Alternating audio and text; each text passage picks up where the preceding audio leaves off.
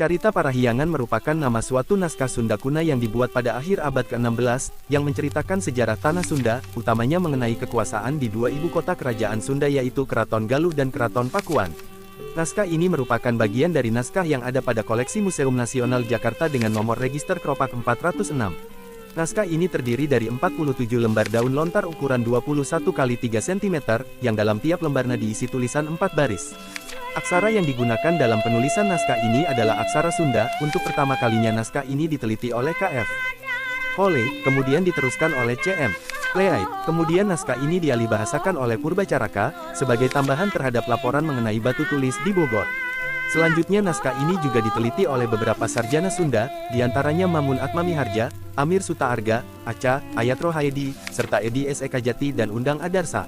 Naskah Carita Parahyangan menceritakan sejarah Sunda, dari awal kerajaan Galuh pada zaman Ureti Kandayun sampai runtuhnya